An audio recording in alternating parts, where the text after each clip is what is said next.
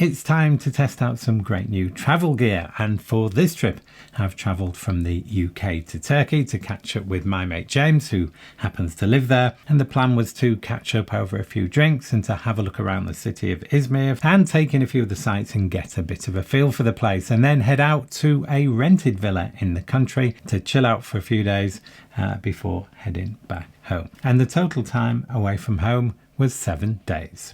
Okay, let's start by looking at the backpack I used for this trip and also run through everything I packed to take with me. And as usual, I travelled with hand luggage only. And for those that want to know more about anything featured, I'll include as many links as possible in the description below.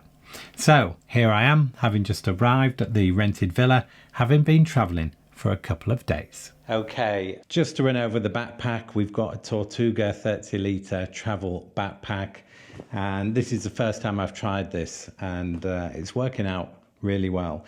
The real strength with this backpack is the harness system, and to some it might be a bit bulky, so if comfort isn't a priority, this might not be for you. But if you are moving around when you're traveling, if you're island hopping, if you're on and off flights and so on, then comfort becomes paramount, and this would be ideal. We've got really thick shoulder straps here, we've got load lifters, we've got chest straps, and we've also got a belt strap, something I wouldn't normally use, but it does support the bag on your back and it really adds to the comfort. And an additional bonus with these straps is we have a pocket in each one, and in this one I've got my passport and I carry a wallet in there, and then in this one I keep my phone, and that way I've got two of the most important things to hand when I'm traveling, say going through a gate and you need to get your passport or your phone out, you know exactly where they are. The other thing here is we've got this system here which involves Velcro and allows the harness to move up and down so you can get it exactly right in terms of the bag height on your back. The material here is a 3-layer fabric which is lightweight and fully waterproof, and it's very much like X-Pack, although it isn't actually X-Pack. We've got fully waterproof zippers throughout the backpack, and often with travel backpacks you see that perhaps the laptop pocket has a waterproof zipper but the rest aren't, but here everything is waterproof, which is great to see. Then we've got 2 water bottle pockets on the side. And in this one, I've put my flat water bottle, and that works really well. I mean, this is designed to go into a sling bag when you put in it alongside other flat items, but it works really well in here and is much more discreet than a bulky bottle. This water bottle pocket does stretch to give it more space, but there's a limit to what this will take. A pretty standard water bottle, I would say. And then we have one on the other side, although we do have a carry handle here which could get in the way, but if you're not using that carry handle then you've got another water bottle pocket. Then you have a carry handle on the top. These carry handles are nicely padded with a neoprene type feel. And then in terms of pockets, we've got a laptop pocket, we've got the main compartment which we'll see, then we have kind of an admin pocket here, something I don't often use. It's too organised for me really, but there's plenty of room here, and it goes right down to the bottom. Then we've got card holders here which I wouldn't normally use, and you could put a passport in there if you prefer, and then you've also got a pocket here. So for those who like organisation, they will like that, and I really do like the light colour here though. It makes it very easy to see what we've got in here. At the top here we've got a small pocket. In here I've got my Get Me Out of Trouble travel kit. Now there's a lot going on in here. You might have seen it before. I update it constantly as I come across new gear, so I'm going to do a separate video on this, so look out for that. And that fits nicely in here. This is a quick grab pocket. It's not too big, just goes down around 6 inches, but it can also take your keys because we've got a key leash in there as well. Okay, let's have a look at the main compartment here. Okay, opens like a suitcase, and that's what I really would want to see in a travel backpack. That makes it easy to access all your gear and easy to pack it. If you've got a top loader, you tend to root around for things and having to try and dig to the bottom to get what you want. So I like this approach. We have a mesh separate zip off cover here. So in here I've got these travel pants, or we would call them trousers in the UK, and these are from Unbound Merino. Now the problem with carrying a spare pair of trousers is that they're normally really heavy, but these are really light and they actually fold down really small, and I'm testing them out on this trip, so I'll feedback a little bit more on those. These merino wool trousers come in at just 380 grams, so under 14 ounces, and they fold super flat and they are anti-wrinkle. But as you can see here, they don't look like they're made of wool. They have a smooth chino-like material finish, and yet they are in fact 95% merino. The remaining 5% being elastane, which gives it a bit of stretch. And I found these to be really comfortable to wear. They are also machine washable, antimicrobial and quick to dry. And being wool, they're designed to keep you cool when it's hot and warm when it's cold. So when it comes to practicalities, these are the perfect travel pants or trousers, although that merino wool is never cheap. In terms of fit, which is an important consideration for most, they are a bit loose on me, I would say, although that is probably my fault as I do have super skinny legs. And when it comes to what I would call practical backup trousers that are super lightweight and very compact to carry, well, I haven't found anything better yet. And now back to the video. Then I've got my usual Irontide swim shorts. These have the waterproof pocket in here with a magnetic system closure, and you put your phone in there and perhaps your wallet, or possibly your car keys, and this means you can go swimming without having to leave your phone in a bag on the beach. And that perfectly ties in with the sponsor of this video, which just happens to be Irontide shorts. So I've been including Irontide shorts in my packing list ever since I got my first pair after backing them on Kickstarter in 2021, and they've traveled with me all over the world ever since.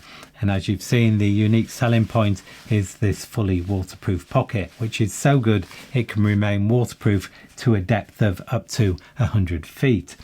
So if you're swimming, paddleboarding, surfing, jet skiing, or doing anything in the water, these shorts mean you can keep your important items on you.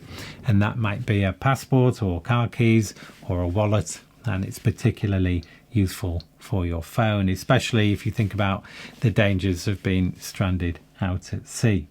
The alternative, of course, is to leave your valuables in a bag by the water, and that means there's a real risk of them being snatched. And now Irontide have released their new version 2 hybrid shorts, and these are my new go-to travel shorts. They are still all-purpose shorts and can be worn anywhere, but they have more of a beach focus than the original adventure shorts, which are still available. So with the hybrid shorts, you get an elasticated waist with a non-slip drawstring fastening. You also get a mesh lining for added comfort, a slightly shorter leg, and a new lighter weight 4-way stretch fabric, which is super comfortable and offers UV protection, fast drying, and is also antimicrobial. As for pockets, you get 2 deep side pockets, one of which houses the Fidlock waterproof rubber pouch, which incidentally can take a max size phone. And then there is a single zip back pocket, which is ideal for things that can get wet but you want to keep safe, like say an emergency credit card or a basic key. As you probably know, when travelling solo, I always travel as light as possible and with hand luggage only. And I only have room for 1 pair of do-it-all shorts, and I take these. So thank you to Irontide for being a sponsor, and now back to the video. Okay, in here I have socks, and in here I have underwear, and in here I have clothes, mainly Unbound Merino t-shirts. I've got a long sleeve one in here and a couple of short sleeve, and I'm wearing this short sleeved one as well. And they'll last me for, well, they could last for weeks, to be honest. If you get them dirty, they're going to need washing, but if you are worried about them starting to smell from sweat, then that doesn't happen with these, so you can wear them multiple times. Then I've got Bellroy Sling bag. It's not the one I normally carry. This is a 7 litre. The one I normally carry is 9 litre. This one is made out of a much thinner fabric. It's really lightweight, and this can fold up into a small space if needed. And I keep this in the bag if I can when I'm going through airports, but if I remove it, it gives me more space. Then this is my DJI Osmo 3 pocket camera, and this is what we're filming this part of the video on. So my good friend Chris is behind the camera at the moment, and in here the camera normally sits with a mini tripod and the microphone I'm using here, and the backup battery, which is built into a handle extension. So that's my travel go-to camera, the Osmo Pocket 3. Then in here we have my toiletry bag. There is a video on that if you want to know what's in there. I have my meds in there. And then this is interesting. This is something that's new to me, and I've been testing it on this trip. And this is the Hoverair X1 flying camera. And effectively, it's a drone with a 2.7K camera built in. And the really interesting thing about this is it's fully autonomous. So you can literally open this up, start it up within 10 seconds and start flying it. You don't need a controller, you don't need a phone. Now, there is an app so you can set up various parameters if you want to, but you don't need it to fly it. And what we have here is a main switch. You press that to switch it on, and then you have different modes. Okay, so let's have a quick look at those modes and the Hoverair in action. The first mode is a simple hover, in which the Hoverair remains in a fixed position and rotates about its axis, tracking the user. And in all modes, to stop recording, you just put your hand underneath the Hoverair and it lands on your hand and shuts down. The second mode is a simple but effective fly out and up, hold in position for a couple of seconds and then back again. And it's worth noting the Hoverair does not use GPS, so you can even fly this thing indoors. Then we have a follow mode, which I think is particularly impressive. It locks onto the subject at a pre-selected distance and can follow it up to 15 miles an hour. And it attempts to follow the path taken rather than taking a direct path and cutting corners, as you can see here. And that means even in the tightest of spaces, it manages to avoid most obstacles, which I think is pretty amazing. And as you can see, the footage is incredibly stable when you consider how the Hoverair is getting bumped about in the breeze. Then we have orbit mode, where it simply flies out to a preset distance, which is set by the app, and then it does a full 360 orbit, after which it holds in the hover and stops recording, and then waits for you to put your hand underneath to shut it down. Then we have a bird's eye mode, where it goes vertical up to a maximum height of 50 feet, which is what we have here, making a slow rotation before coming down again. And again, that stability is impressive when you see how this is being moved about in the breeze. And there are 4 other modes that can be attributed to the last mode button, including this front following mode. And I have to say, this is really well made. And it's also very lightweight at just 130 grams or 4.5 ounces. And that means it's exempt from general drone registration requirements. It charges via an onboard USB-C socket, or you can use a battery charger with swappable battery packs. And as you can see, the blades are fully protective and it folds in half, making this super compact. And it even talks to you. Now, it's ridiculously easy to use and you can be in the air in seconds. Remember, there's no GPS acquisition needed, and that's what normally slows down getting most drones into the air. Obviously, the camera lens used here is pretty small, but it has a decent 2.7K resolution sensor, and as we've seen, it's surprisingly stable. So if you like making videos and you want some great new angles without the hassle of a full fat drone, then this to me is a game changer, and I'm sure you'll spot it being used in future John Gadget content. Okay, now back to the backpack. Okay, there is an additional pocket here in the front, and it's got quite a bit of room in it. In here there is a plastic bag, and that's for my toiletries to go through airports. They're currently in the toiletry bag, but when I'm flying they will go in here, so I've got quick access to them as I go through the airport. Otherwise you could stick in here maybe a hoodie or a light jacket. There is one more pocket, and that is the laptop pocket. Now I'm not carrying a laptop on this trip, but in here we've got a mesh pocket, and I've got my travel tech kit. Again, we've got a video on those contents which I'll link to in the description. That is just a small pouch there, but ideal for your tech gear. Then we have a couple of compartments for tablets and a laptop, and this is padded with a very soft material. And that is the Tortuga 30-litre travel backpack. It looks good, the quality is excellent, it's tough and weather resistant, and it's not too heavy at 1.8 kilograms, and the layout is pretty good too. Now I'm not a fan of that admin pocket, but that's a personal thing, and the laptop compartment is great if you carry one, although if you don't, and I tend to travel with an iPad if anything these days, then it does feel a bit of a waste, and it also takes up some space. The killer feature though here with this backpack is carry comfort, which is probably the best you will find anywhere on a travel backpack. But if that's not a key requirement, then you have a fair bit of extra bulk here, which can feel a bit unwieldy, although this waist belt is detachable. And then finally, what footwear did I take on this trip? Well, this trip to Turkey took place in March of 2024, and the weather was boiling hot one day and then torrential rain the next. And when you're short of luggage space, that would usually be a challenge, but not when you have Vessi.